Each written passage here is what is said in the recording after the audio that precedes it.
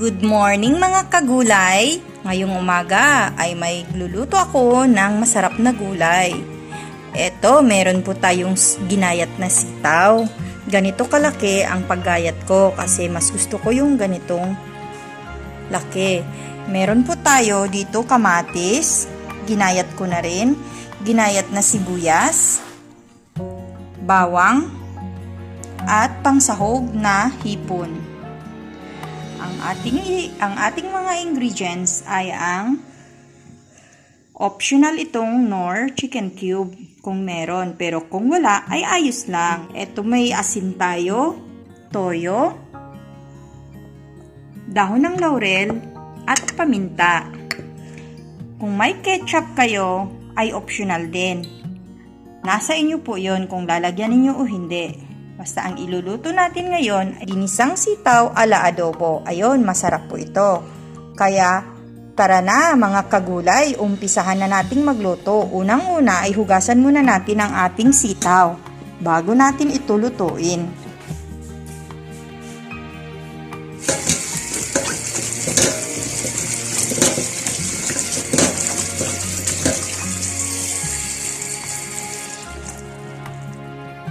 Pag na natin ang ating kawali, pag painitin natin ng konti, saka natin lagyan ng mantika or oil.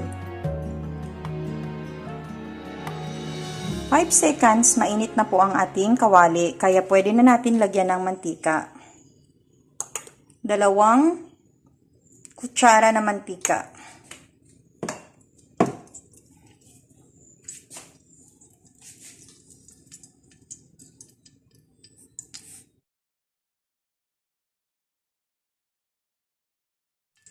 Painitin natin ng konti ang ating kawali.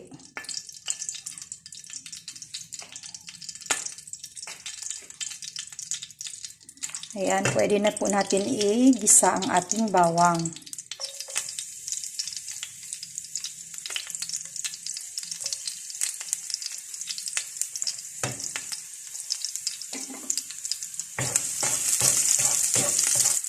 Isunod natin ang ating sibuyas.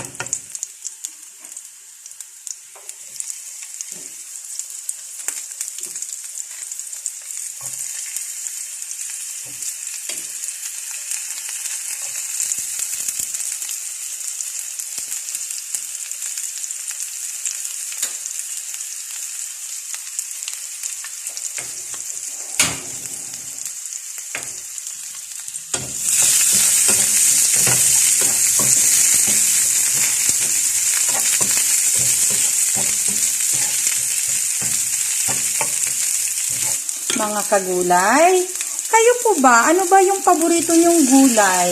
Kagulay? Ayan. Kita ninyo, isinunod ko agad ang ating kamatis.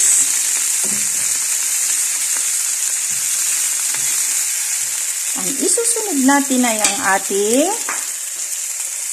hipon. Ayan. Ang bango.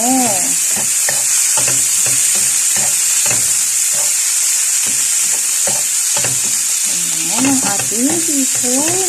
Ang sarap-sarap, nakakagutom.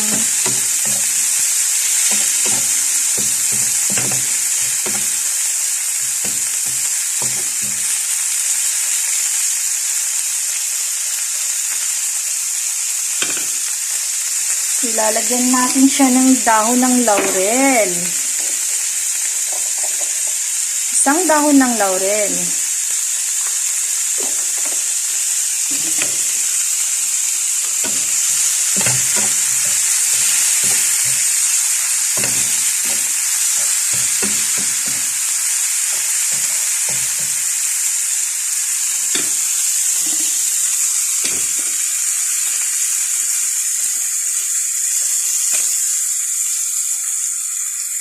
Dalawang kutsara ng toyo.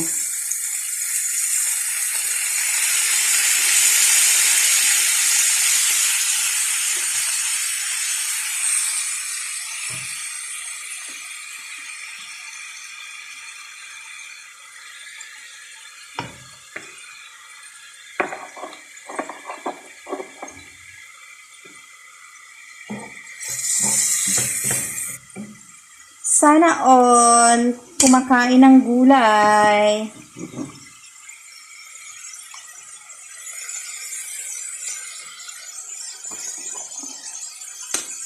Lagyan na natin ang paminta, mga kagulay.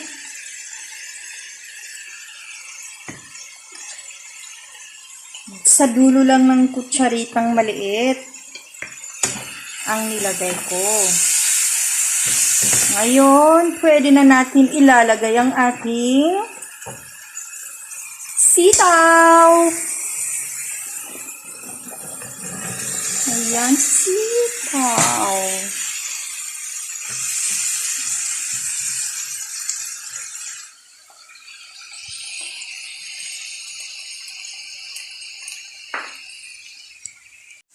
Mga kagulay, eto, kalahating baso ng tubig.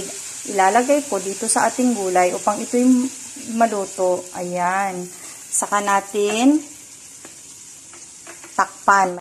Mga kagulay, 5 minutes na kumulo ang ating gulay, kaya buksan natin ito. Wow! Gulay na gulay. Amoy pa lang. Adobo na. Ayan po, mga kagulay. Ilalagay na natin ang ating, ganyan lang kaliit ang ihalo ko, 1/4 na chicken cube. Panglasa lang. So, depende po sa inyo kung lalagyan ninyo o hindi. Kung meron lang naman po, pwede. Kung wala, pwede rin. Amoy na amoy ko na. Ang masarap na gulay. So, takpan natin uli, mga kagulay. Ito po ang ating tomato paste. Lalagyan natin ng kaunti. Ito, mga kagulay, buksan ulit natin ang ating gulay upang ilalagay natin ang ating tomato paste. Ganyan lang siya kakunti. Ganyan lang po. Kaunti lang. Tapos magdagdag lang ako ng kaunting tubig para mahalo yung tomato natin. Ito, kaunting-kaunti. Yan. Para maano natin yung tomato paste. Mahalo. Lagyan ko siya ng tomato paste para magkaroon ng kulay ang buhay. Pwede na natin siya lagyan ng asin. Kaunti. Pinch of salt.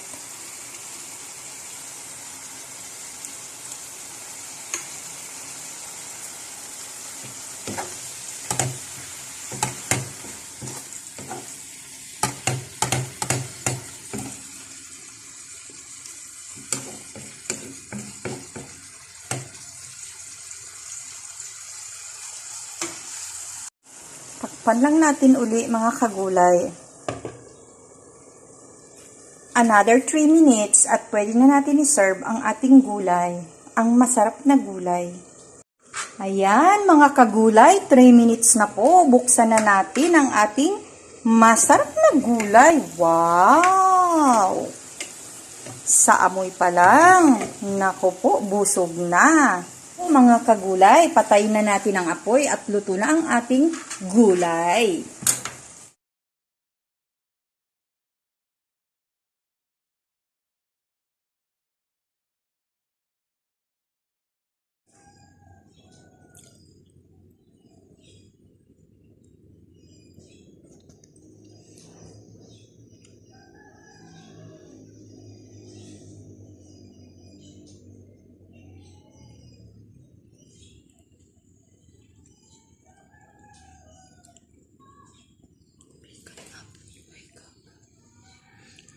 Eto na, mga kagulay.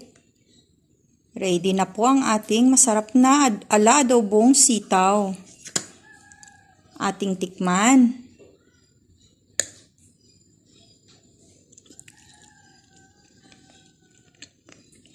Ang sarap.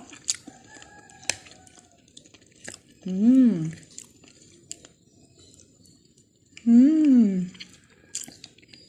Nanunuot ang sarap, mga kagulay. Sana nagustuhan ninyo ang luto ko. Ang sarap po.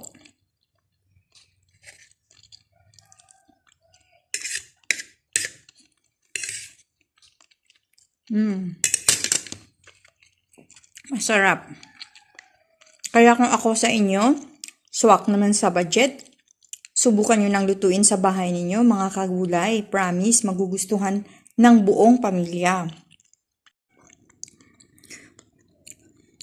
Sana nagustuhan ninyo ang bidyong ito. Please, paki-like and subscribe para updated ulit kayo sa susunod na lulutuin ko. Mga kagulay, paalam!